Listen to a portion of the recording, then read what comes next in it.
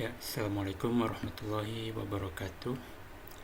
Eh, Kembali lagi kepada saya, Zaki Darus Sidik, peserta Sekolah Paralegal Angkatan Kedua.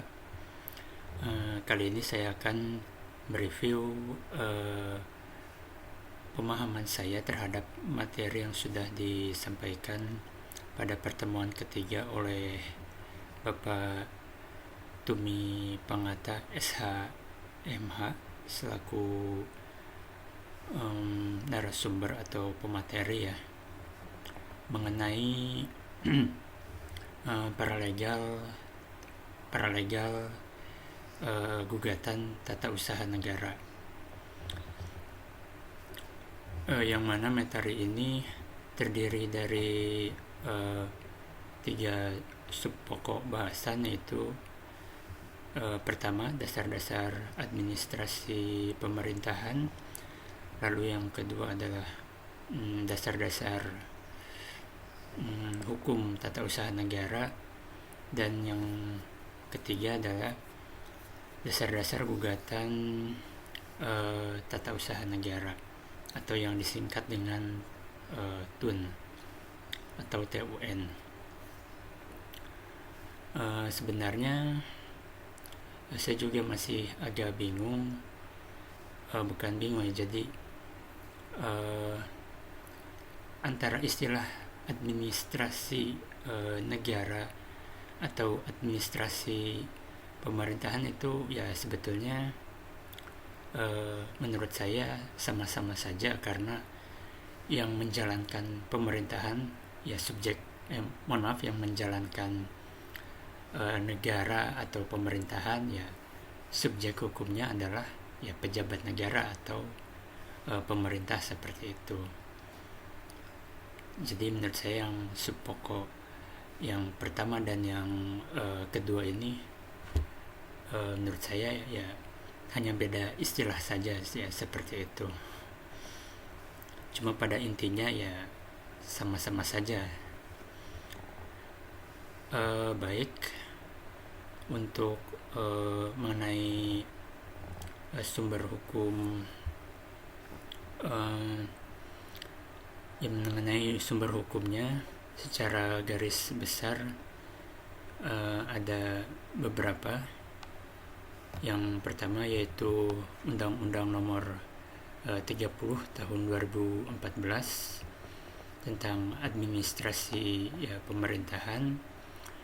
Lalu ada Undang-Undang Nomor 5 Tahun 1986 tentang Peradilan Tata Usaha Negara. Nah, undang-undang ini telah mengalami 2 kali perubahan atau amandemen, yakni menjadi Undang-Undang Nomor 9 Tahun 2004 dan terbaru ini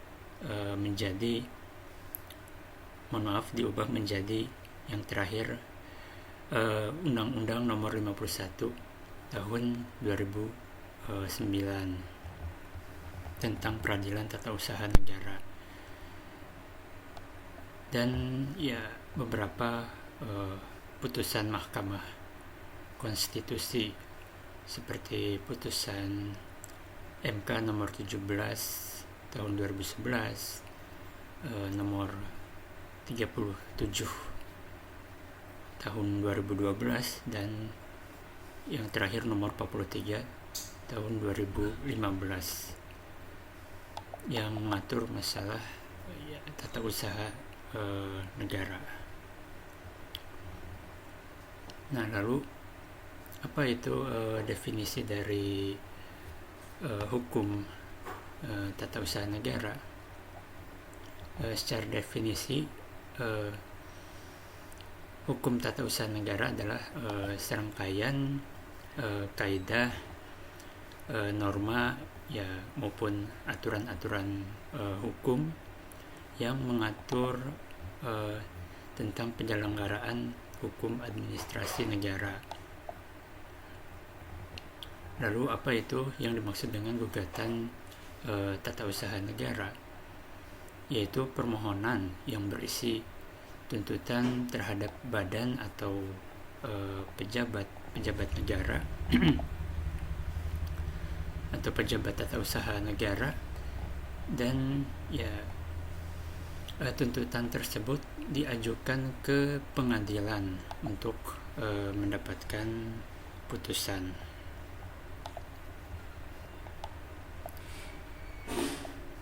Nah, lanjut ya. Ya, mengapa dibentuk ya, apa yang melatar belakangi dibentuknya peradilan ya tata usaha negara ini.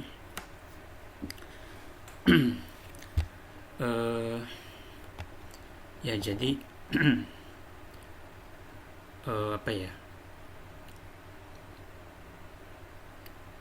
pejabat-pejabat pemerintahan atau aparatur sipil negara di Indonesia ini kan ya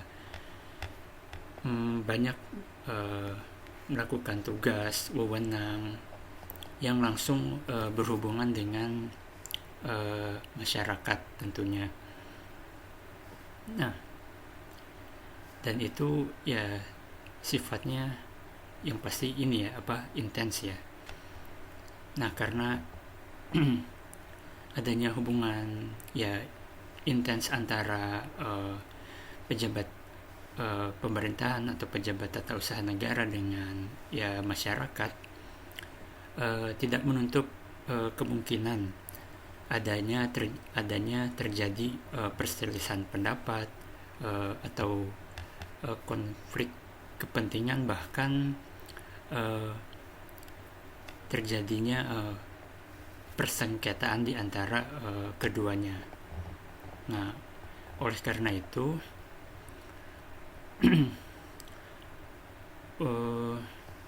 untuk memeriksa, mengadili dan menyelesaikan sengketa tersebut, maka diperlukan lembaga peradilan yang bertugas ya dan berwenang mengadili sengketa tersebut, yakni peradilan tata usaha negara. Nah, ya, di Indonesia ini kan merupakan negara hukum. Maka untuk dapat disebut sebagai negara hukum, menurut F.J. Stahl ada 4 unsur yang harus dipenuhi. Yang pertama, adanya perlindungan terhadap hak asasi manusia. Nah, di Indonesia ini ya sudah ada ya Komnas HAM, lembaga yang ya berfungsi yang menangani masalah HAM di Indonesia. Lalu yang kedua, adanya pemisahan atau pembagian kekuasaan.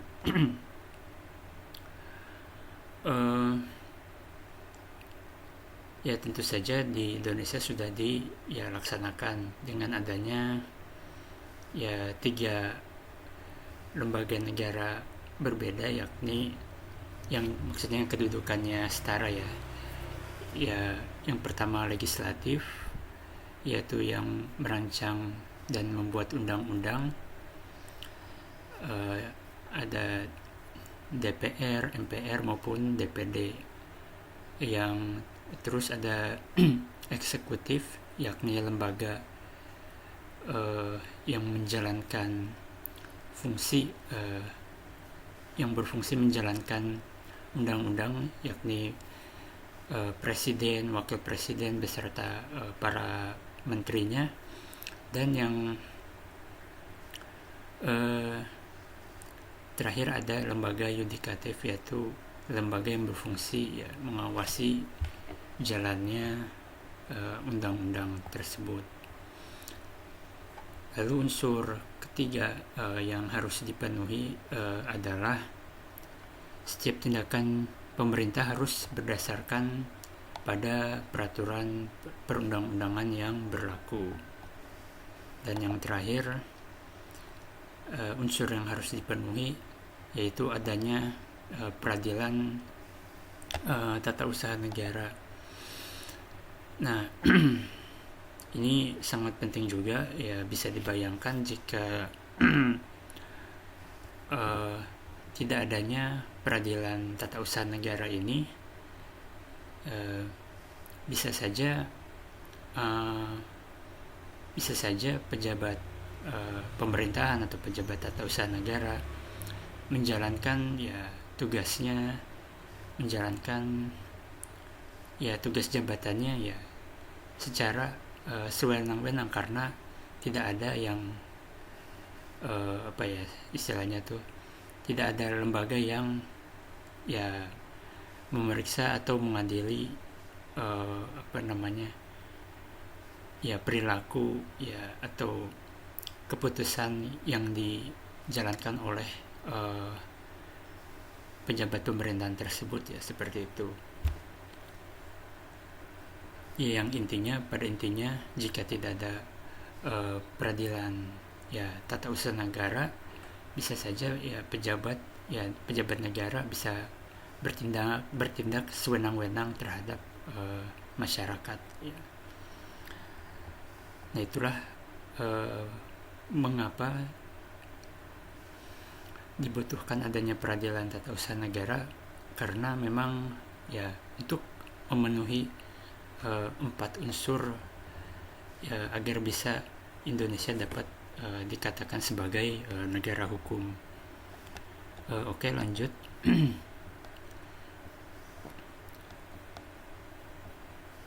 Nah, ada 4 asas-asas peradilan tata usaha negara atau TUN.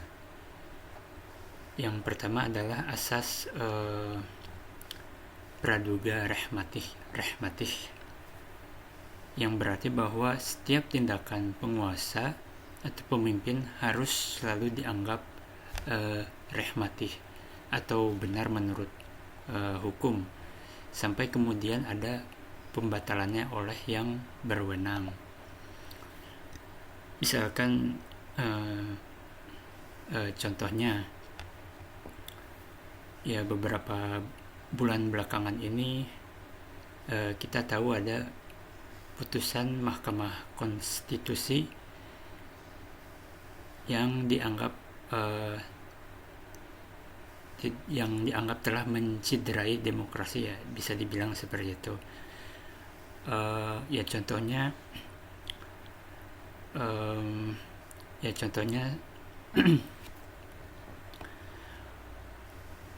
mohon maaf, saya agak lupa sedikit. Contoh putusannya seperti menurunkan ambang batas usia atau umur seorang calon pemimpin agar bisa maju dalam kontestasi pilkada atau pilpres, seperti mohon maaf saya sebutkan namanya, yang sekarang menjadi wakil presiden terpilih, yaitu Gibran Rakabuming. Nah, tentu saja putusan tersebut mengundang kontroversi dan juga mengundang protes di berbagai kalangan masyarakat, sehingga sampai ada demo seperti itu. Ada demonstrasi untuk memprotes keputusan MK tersebut. Nah, bagaimana jadi bagaimana putusan MK tersebut meskipun mendatangkan banyak protes atau sekarang sedang digugat seperti itu.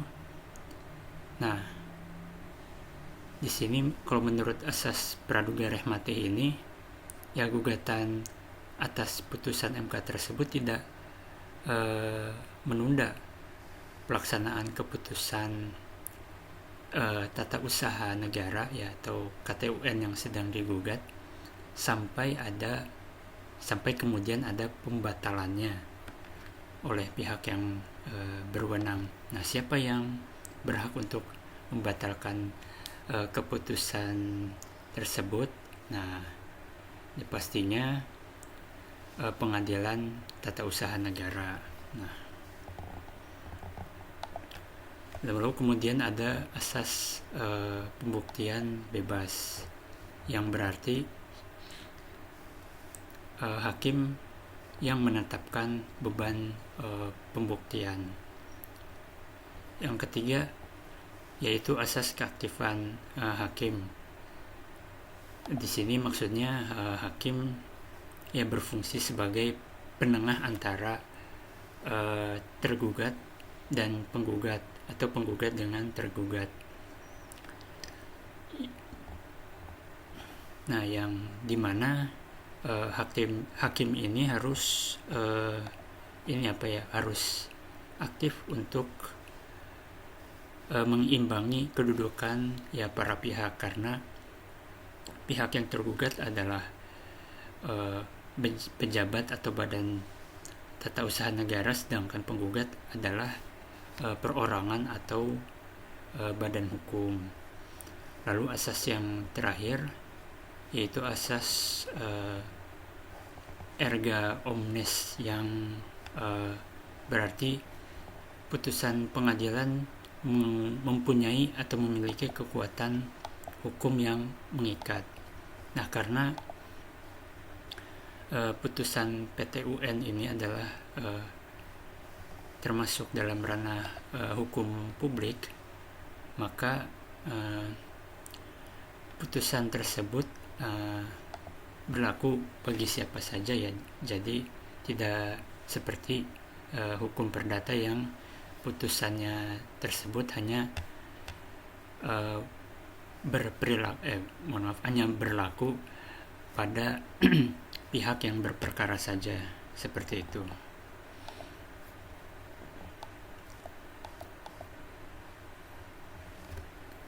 Nah, kalau pengertian sengketa tata usaha negara secara sederhananya adalah menurut definisi, sengketa tun adalah sengketa yang timbul dalam bidang tata usaha negara. Nah, lalu siapa saja pihak yang terlibat? Tadi ya sudah disebutkan dalam asasnya sebelumnya, dalam asas keaktifan hakim atau dominus litis, bahwa pihak yang berperkara dalam sengketa tata usaha negara ini adalah tadi yang pihak penggugat berasal dari perorangan atau badan hukum, sedangkan pihak yang tergugat adalah pejabat atau badan tata usaha negara. Nah, lalu bagaimana jika kebalikannya, misalkan yang tergugat itu adalah perorangan atau badan hukum dan penggugat adalah pejabat tata usaha negara? Itu tidak bisa ya, karena memang peradilan tata usaha negara ini adalah peradilan yang mengadili, ya, memeriksa dan mengadili sengketa tata usaha negara, sehingga otomatis subjek hukumnya adalah pejabat pemerintahan atau pejabat tata usaha negara, seperti itu.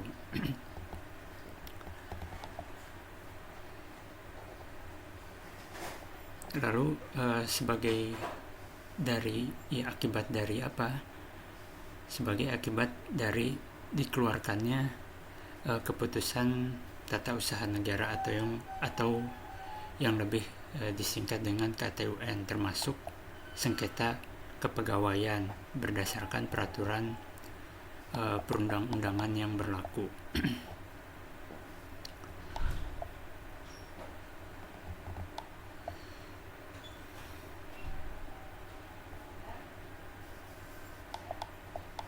Nah, untuk definisi atau pengertian dari keputusan tata usaha negara atau KTUN ini sendiri adalah, ya, kalau menurut Undang-Undang Nomor 5 tahun 1986 yang sudah ya saya sebutkan tadi di awal ya. Pasal pertama yang dimaksud dengan keputusan tata usaha negara adalah penetapan tertulis yang mana penetapan tertulis itu dikeluarkan oleh badan atau pejabat tata usaha negara yang berisi tindakan hukum ya tata usaha negara dan sifatnya konkret, individual, dan final.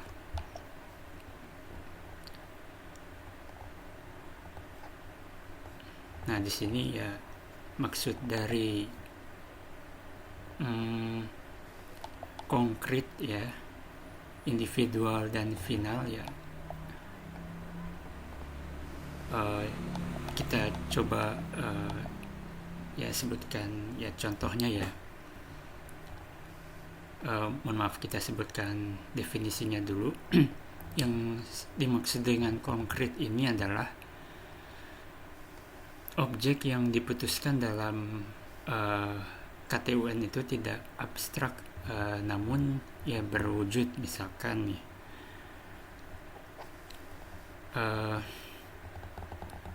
keputusan misalkan ya surat ya hak milik tanah atau sertifikat hak milik tanah. Nah, itu termasuk keputusan ya, atau termasuk keputusan tata usaha negara yang dikeluarkan oleh lembaga yang namanya ATR BPN atau Badan Pertanahan Nasional. Nah, seperti itu. Nah, itu ya berwujud karena memang objek yang diputuskan itu tidak boleh abstrak. Ya maksudnya di sini jadi tanahnya itu ya harus ya berwujud, harus ada gitu. Lokasinya di mana, terus ya masih banyak lah pokoknya seperti itu. Lalu bersifat individual. Nah, maksudnya individual di sini keputusan ya TUN itu tidak ditujukan untuk umum, tetapi hanya untuk orang-orang tertentu dan ya baik untuk orang-orang tertentu maupun ya alamat yang dituju ya tadi ya, contohnya sertifikat hak milik tanah tadi ya, yang pasti ya hanya untuk ya perorangan atau komunitas ya masyarakat yang sudah ya menyelesaikan ya kewajiban pembelian ya tanah yang sudah berpindah milik kepada perorangan atau ya komunitas masyarakat tersebut ya, seperti itu. Lalu juga bersifat final. Ya, maksudnya final di sini ya sudah definitif, karenanya dapat menimbulkan akibat hukum.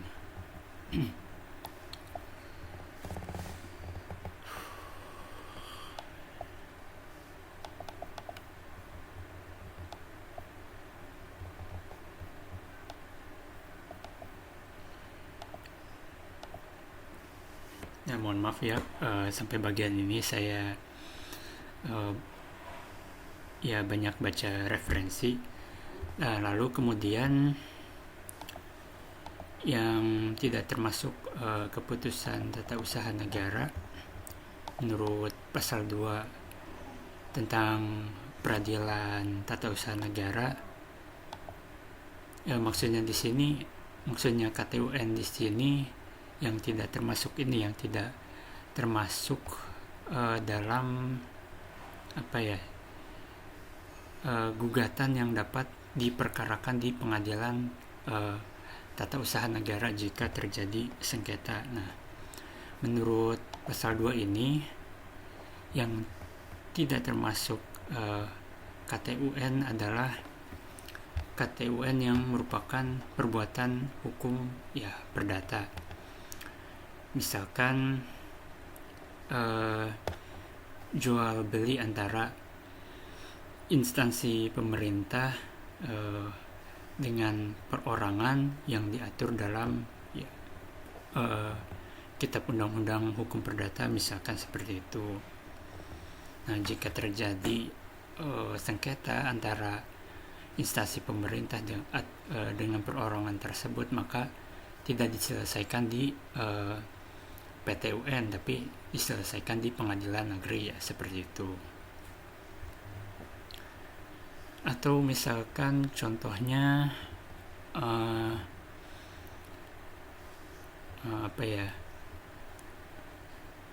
terjadi perceraian antara sepasang suami istri yang sama-sama berstatus PNS. Nah, itu tentu saja tidak diselesaikan di peradilan tata usaha negara, namun diselesaikan di lembaga yang berwenang, yaitu pengadilan agama jika suami istri tersebut beragama Islam. Nah, lalu yang kedua yang tidak termasuk KTUN adalah merupakan pengaturan yang bersifat umum. Nah, misalkan saja keputusannya itu pemerintah Kabupaten Purwakarta, karena saya tinggal di Purwakarta, Pemkab Purwakarta mengeluarkan keputusan mengenai menjaga pergaulan antara sesama pegawai, lalu menjaga kebersihan dan ketertiban di lingkungan pemerintahan daerah, atau juga tentang keputusan mengenai taat aturan lalu lintas bagi pengguna jalan dan lain sebagainya, yang itu jika terjadi suatu perselisihan atau sengketa tidak bisa diselesaikan di PT-UN, seperti itu. Lalu yang ketiga KTUN yang masih memerlukan persetujuan. Yang keempat yang tidak termasuk KTUN yaitu KTUN yang dikeluarkan berdasarkan KUHP atau KUHAP atau peraturan perundang-undangan lain yang bersifat hukum pidana. Jadi di sini contohnya kalau merujuk pada penjelasan dari Undang-Undang Nomor 5 tahun 1986 pasal 2, contohnya seperti jaksa mengeluarkan putusan jadi mengeluarkan putusan untuk memerintahkan jurusita agar menyita aset-aset dari pelaku tindak pidana korupsi, misalkan seperti itu. Nah, itu tidak termasuk dalam KTUN.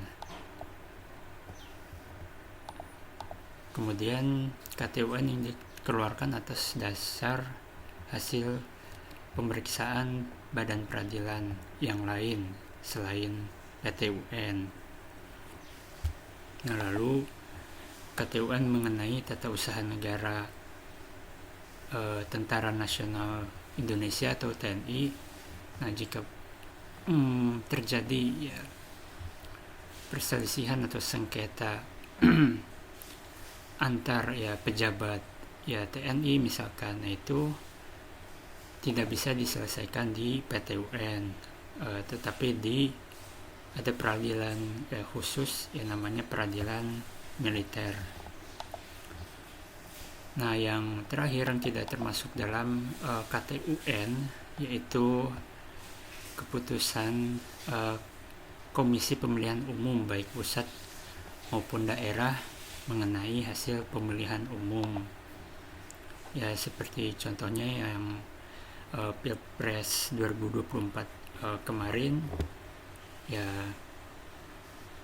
terjadi sengketa hasil pemilihan ya presiden ya, karena banyak pihak yang protes, terutama dari kubunya calon presiden Anies Baswedan dan Ganjar Pranowo, karena terjadi kecurangan yang ya masif terus, apalagi ya yang seperti itulah ya, sehingga ya menguntungkan ya paslon ya nomor 2 seperti itu, sehingga memenangkan paslon nomor 2. Nah, sengketa ya hasil pemilihan presiden ini tidak bisa diselesaikan di PT UN karena ya instansi atau lembaga yang berwenang menangani ya sengketa hasil pemilihan presiden yaitu Mahkamah Konstitusi.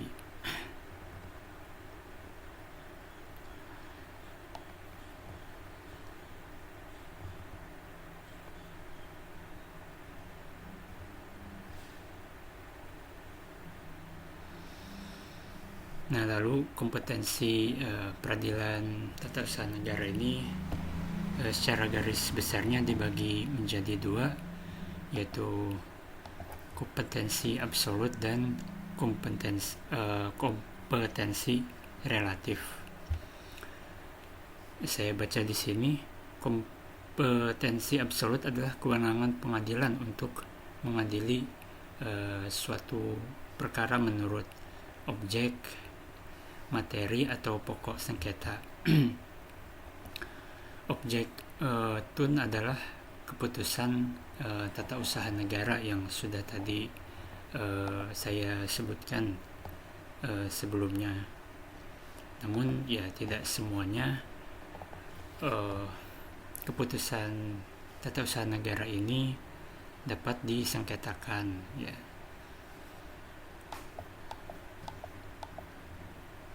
Lalu yang kedua, kompetensi relatif berhubungan dengan kewenangan pengadilan untuk mengadili suatu perkara sesuai dengan wilayah hukumnya. Untuk pengadilan tata usaha negara di Indonesia ini kantornya tersebar di setiap provinsi di wilayah Republik Indonesia. Jadi masing-masing provinsi ya memiliki satu ya kantor peradilan tata usaha negara seperti itu. Tentu saja jika misalkan ya terjadi sengketa antara perorangan atau badan hukum dengan pejabat pemerintahan, misalkan di daerah Surabaya ya misalkan, tidak bisa diselesaikan di misalkan kantor pengadilan tata usaha negara Denpasar misalkan, tidak seperti itu. Jadi harus sesuai dengan wilayah hukumnya masing-masing.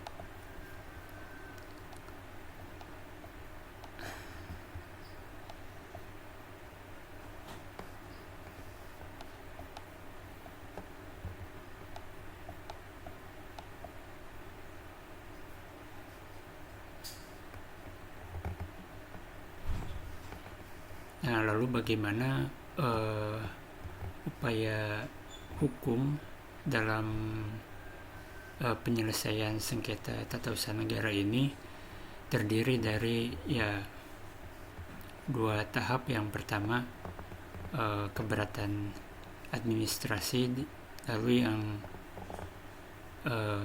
tahap selanjutnya ada banding administrasi.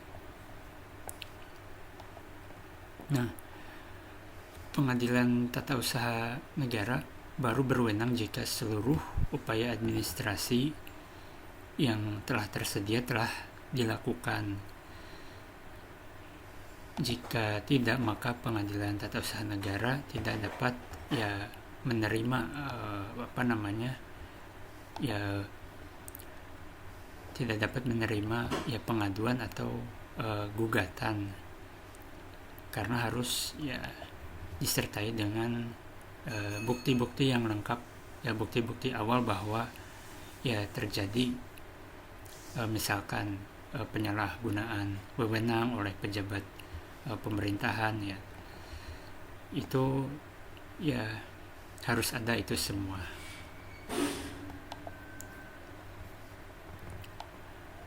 Oke, baik, mungkin itu saja yang bisa dapat saya sampaikan.